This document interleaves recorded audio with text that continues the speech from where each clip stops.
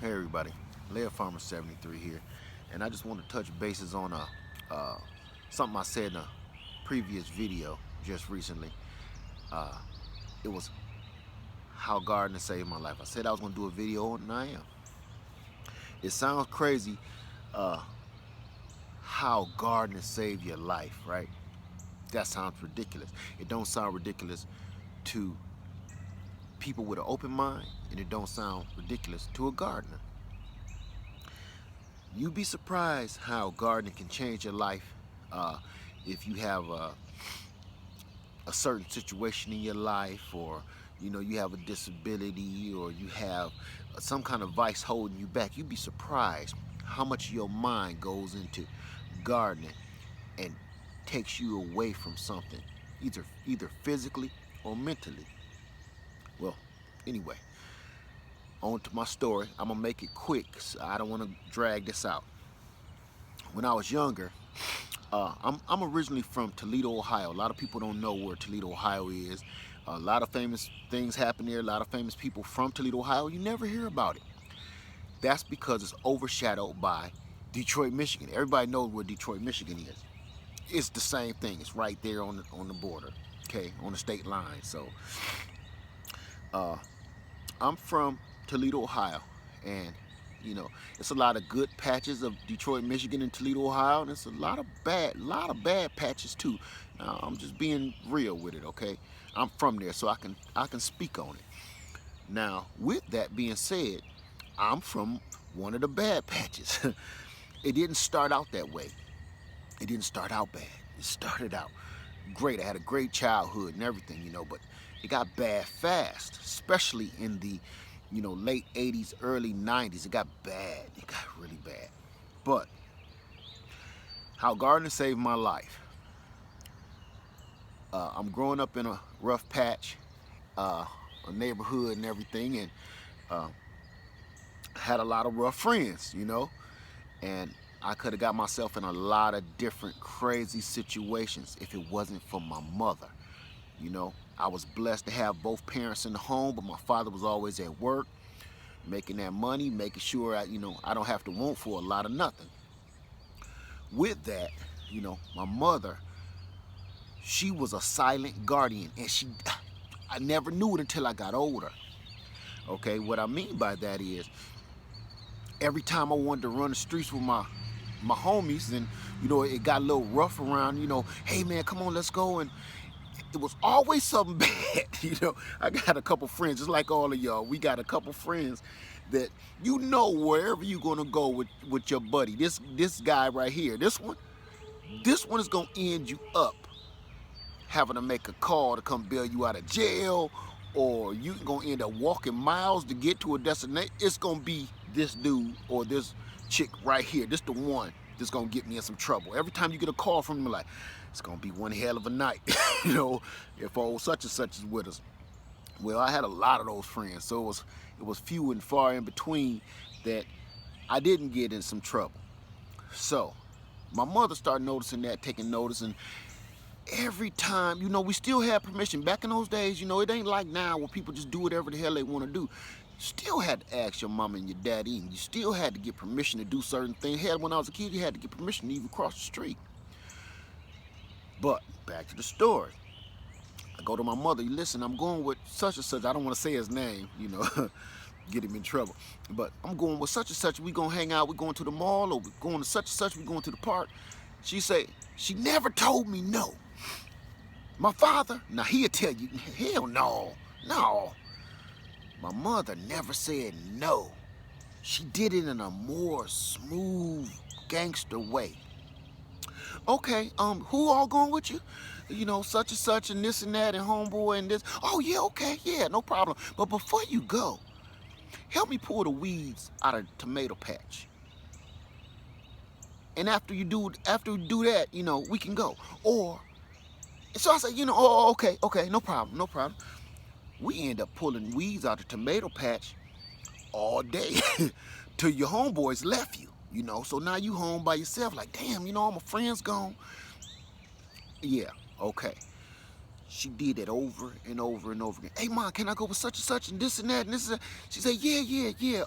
But do me a favor and help me plant these watermelon seeds real quick. Okay, and here's another twist she put on it. Now, who are you going with? Oh, such and such, this boy and that guy. And okay, well, tell him to come back here and help us. And I run up to the front of the house. Hey, man, can y'all help us real quick? Because, you know, if we want to get going and get to the mall early or get to the park early, man, we can hurry up and plant these seeds with my mama. And most of my homies showed me something. They ain't really my homies. You know how? Oh, man, I ain't planting no seeds. Oh, man, I ain't helping your moms, man. Oh, man, my mother was cool with it. No reason why you shouldn't help her. You know, let's hurry up and get to the mall. It's supposed to be so important we get to the mall. Let's hurry up. I ain't planting no seeds. I ain't getting down on my knees in no dirt. Damn, so I end up planting seeds by myself. My mother knew. She taught me that these ain't really your friends, because your friends would come and help. When you need something, they will be there. I never knew that till I got older. So I would end up planting those seeds all day with my mother, you know? And as I got older, this went on my whole teenage, you know, life. I already knew she was going how she was going to answer the question. What we need to do, Mom, because I need to go and get this, you know. Well, go out there and cut the grass first. Tell what's the name to help you cut the grass. He ain't going to help you cut the grass. He ain't going to help me, Mom. Well, why is you going with him? Anyway, just cut the grass. And while I'm cutting that grass, it wasn't a big yard, but while I'm cutting that grass, I'm thinking like, yeah, why won't this some bitch help me? You know, he's supposed to be my homie. That's all right. I cut that grass, and when I got that grass cut, hey, man, you still going? No, man, I'm gonna hang out, man. I'm gonna hang out. Okay. That's the baseline for this whole subject, okay? Now I'm gonna tell you the results. How did it save my life? Every time my mother told me to stay home and help her, something happened. Either somebody got in a fight, somebody got shot at, somebody ended up in jail.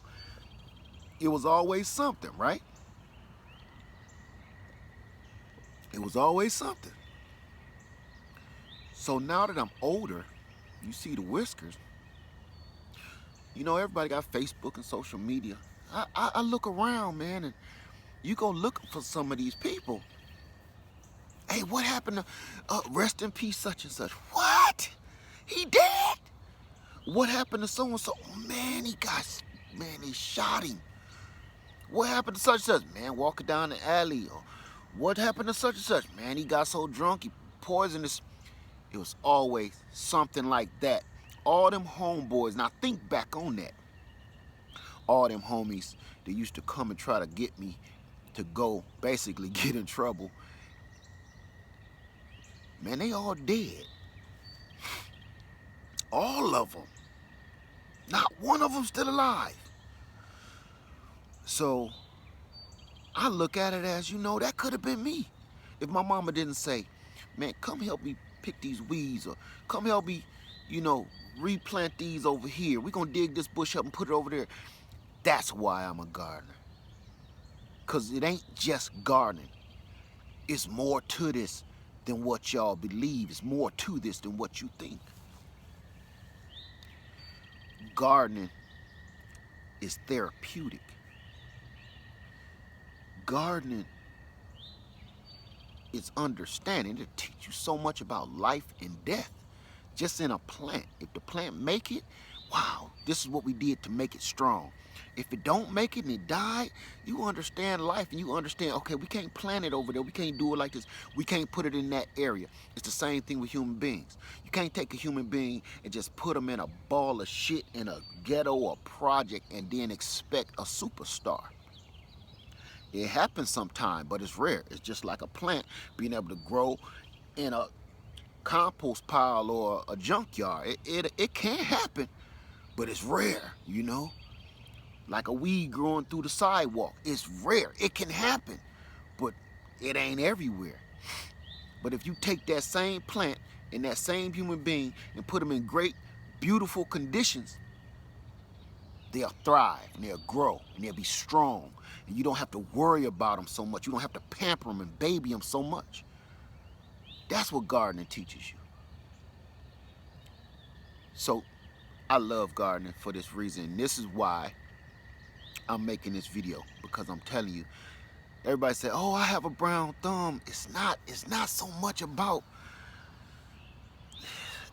that. Sometimes, you know, and it ain't just this hobby. It could be anything, you know, to take your mind away from some of the realities of this world. You don't need drugs. You don't. If you sit your ass down and try to grow a bed of strawberries or some corn or some figs, man, the excitement you get from just watching it grow and the things it produces and give you, man, it'll outdo any drug. I don't care what you say. It's the truth. So that's how gardening and my mother saved my life. I just wanted to put that out there. It's early in the morning here on Easley Island. You see the water came back. They're about to start digging that dirt out right now. But I said, you know, I got to make this video. I was going to wait until they got the water all beautiful and the dirt out. No, the water's back. I said, I'm going to do this now. The geese is back here swimming. Thanks, guys, for watching. What I just told you was personal, and I thought everybody needed to know that. Gardening is a trip, right? That's why I love it. You never know what you gonna get. You never know. So it kept me out them streets. I just had a birthday just passed. I'm still alive. And all my homies that wanted me to go hang out and get shot at, they ain't here no more. God rest their soul. But I guess God and my mother had other plans for me. I guess to be sitting here talking to you, telling you, showing you how to get away from the nonsense out here in the world. You can have your own little piece of heaven. That's the thing about gardening. You can build your own little piece of heaven right in your yard, right in your bucket. Something you control, something you're helping grow and build. I can go on with this. I said I was going to try to make it as short as possible. Y'all know I never do that. I try, I do. But I talk too damn much. Sorry. All right. Good morning, everybody. Let's do it another day. Laird Farmer 73. And I'm out. Try gardening. It'll save your life.